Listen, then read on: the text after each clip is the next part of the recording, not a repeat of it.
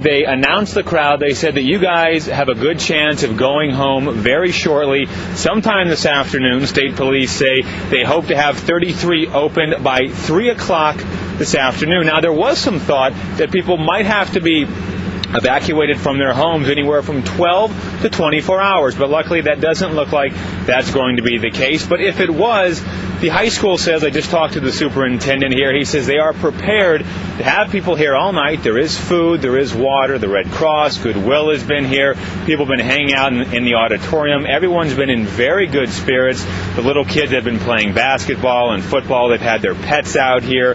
So all that is good, and everybody told me that things went very, very smoothly today. The shelter opened at 7:30 this morning, and they used a lot of the Penn Argyl school buses to help evacuate people. I talked to two senior citizens early this morning.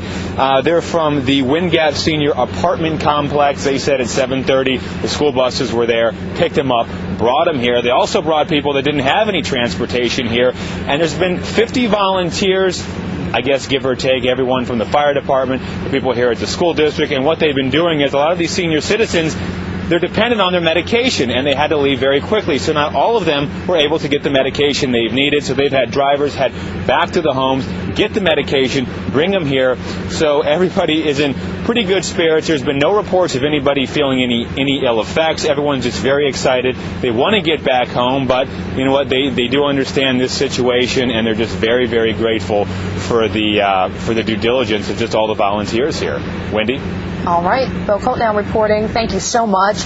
Now, if you need some information about the evacuations or what is going on at the shelter up there, Northampton County has set up an emergency hotline for you. The number is right here on your screen. It is 610-746-3194. Once again, 610-746-3194, extension 710. Now, that hazmat situation, of course, not just a hassle for the crews and the residents that had to be evacuated, also causing a lot of headaches right now for drivers. And we are joined on the phone by Ron Young from PennDOT this morning. And Ron, what can you tell us as far as what you're hearing as far as road closures go, Ron? Well, Wendy, our goal here is to keep the traffic moving as smoothly as possible. We will not reopen the road until the emergency services and the police on scene tell us it's safe. As was mentioned earlier, we will need to inspect the road and anything else on the road, make sure it's safe after they get the trucks up and out of there. So we're going to do our part. In the meantime, we think the word is getting out. Traffic backups aren't as bad as they were earlier. We're recommending people take alternate routes. They can take Route 191 or Route 611 or the northeast extension of the Turnpike. But please note that large trucks aren't able to use Route 191 due to a weight restriction on that roadway.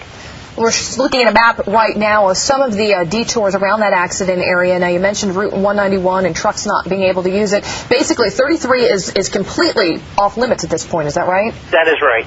Okay, so 33 shut down. So folks who want to head north up into the Poconos, like you said, it's the first weekend of spring. Folks are heading that way, and they have to take a look at this. So you're saying at this point, 191, your best course of action at this point? Well, that depends where they're coming from. If they're coming from further south, and they're, say, from the Philadelphia region or other regions in the south, they probably are better off staying on the northeast extension of the Turnpike to Interstate 80. But keep in mind that that is a toll road, the Turnpike, and they will have to pay a toll. What are you hearing as far as what the traffic is like on those detoured routes? Is that getting backed up as well, or are things moving smoothly? There is more than usual traffic on a Saturday on those routes, but it is moving fairly smoothly. It will take longer than usual. However, it is moving. If you get on 33, you will be stopped for a while until you can get off at the ramps where they're getting people off, and our goal is to have people avoid that because we also want to avoid any secondary crashes that could occur from the traffic queues. Mm-hmm. We were talking to John Conklin earlier and asked him what his idea of a timeline was. Do you have any kind of timeline? What are you hearing from your crews out there on the scene? We're just going to defer to the state police and emergency services. They're in charge of the incident.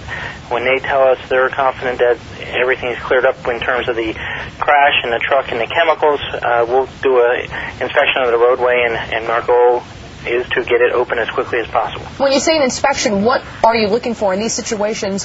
What could happen to the road? Well, it could have damage.